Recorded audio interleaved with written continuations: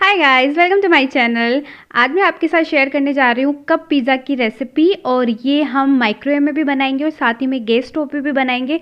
बहुत टेस्टी बनता है और मेन हम ये गेहूं के आटे के साथ बना रहे हैं। सो ये हेल्दी भी होगा और टेस्ट का तो क्या कहना, सुपर यम होता है। सो रेसिपी कंप्लीट देखना और ट्राई ज़रूर करना। तो चलिए आज का वीडियो स्टार्ट करते हैं। सो सबसे पहले हम एक बर्तन में आधा कप गेहूँ का आटा लेंगे। उसमें हम डाल देंगे 1/4 चम्मच बेकिंग पाउडर। और बेकिंग पाउडर का हाफ क्वांटिटी में हमें लेना है सोडा। देन हम इसमें आधा चम्मच नमक डालेंगे और आधा चम्मच ही हम इसमें चीनी डालेंगे। सारी चीज़ें मैंने आपको बता दी, डिस्क्रिप्शन बॉक्स में आपको सारी चीज़ें मिल जाएगी लिखी हुई। अब हम इसमें 1 चम्मच डालेंगे तेल और दही डाल के इसका आटा लगाना है। हम इसका आटा पानी से बिल्कुल नहीं लगाएंगे, हम इसका पूरा आटा दही के साथ लगाएंगे।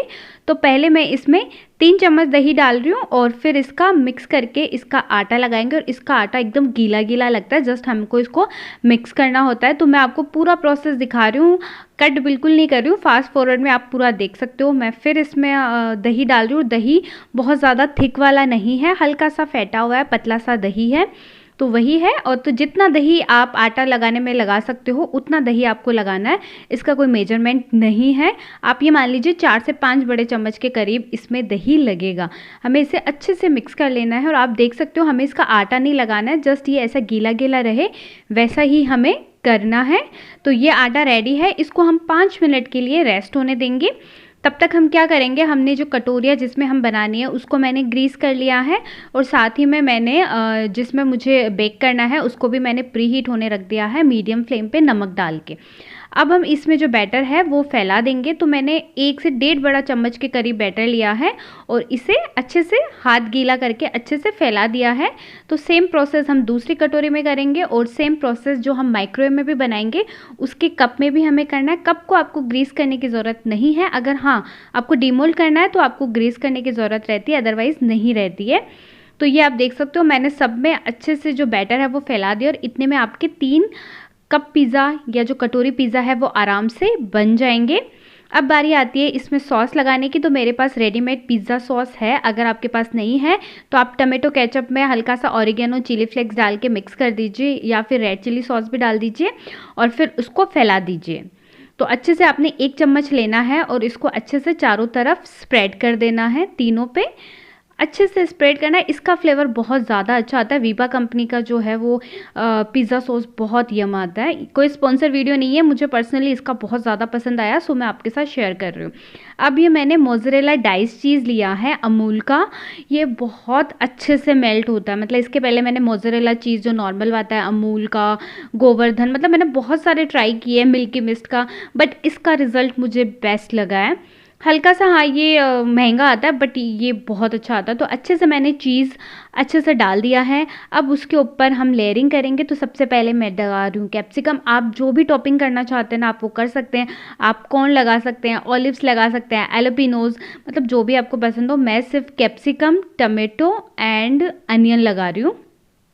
बट आपके पास अगर कॉर्न है तो आप बॉयल कॉर्न लगा सकते हो, आप पनीर लगा सकते हो मैरिनेट करके, हल्का सा दही में उसको मैरिनेट कर लीजिए, देन वो लगा दीजिए, बहुत टेस्टी लगता है। तो मैंने अच्छे से इस पे आप देख सकते हो टॉपिंग कर दी है। लास्ट में मैं थोड़ा सा अनियन को और उनको मैंने छोटे छोटे पीसेस में कट किया है, देख सकते हो ना, बहुत सुंदर लगता है और बहुत झटपट बनता है। माइक्रोवेव में तो इवन ये पिज़्ज़ा जस्ट 1 मिनट में बनेगा और टेस्ट जो माइक्रोवेव और गैस स्टोव दोनों का सेम आता है।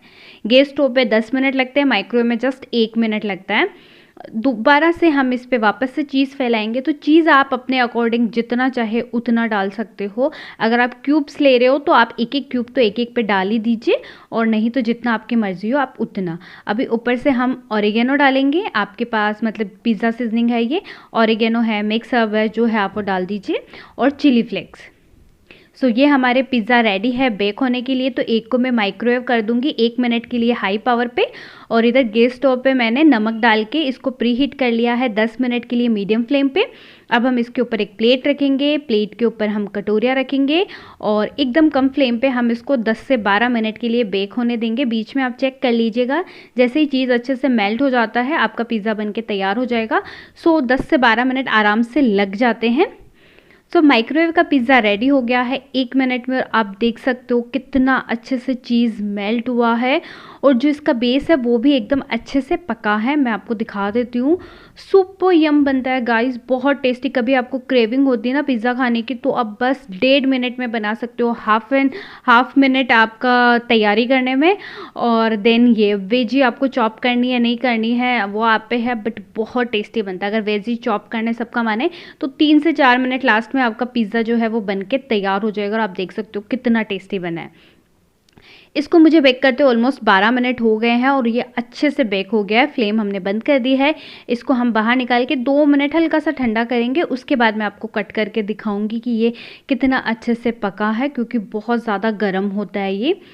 और देख सकते हो चीज़ कितना अच्छे से मेल्ट हुआ है और पिज़्ज़ा अच्छे से राइस भी हो गया है और अच्छे से पका है। तो मैं आपको भी दिखाती हूँ। तो आप गाइज़ ये रेसिपी, और ये आपको पता भी नहीं चलेगा कि आपने गेहूं के आटे के साथ बनाई है, आपको टेस्ट में बिल्कुल पता नहीं चलेगा, बहुत टेस्टी बनता है। तो अगर आप मैदा नहीं खाते हो, आपको पिज़्ज़ा खाना है, तो आप ये वाला पिज़्ज़ा ज़रूर ट्राई कर सकते हो। इवन आप इससे जो नॉर्मल पिज़्ज़ा बनाते हैं वो भी बना सकते हो गाइज़, ज़रूर ट्राई करना। आई एम श्योर आपको ये रेसिपी बहुत ज़्यादा पसंद आएगी। अगर आपको वीडियो पसंद आए तो वीडियो को लाइक कर देना, चैनल को सब्सक्राइब कर देना, इसे ज़्यादा से ज़्यादा शेयर करना, और मैं आपसे मिलती हूँ मेरे अगले वीडियो में। Till then bye bye.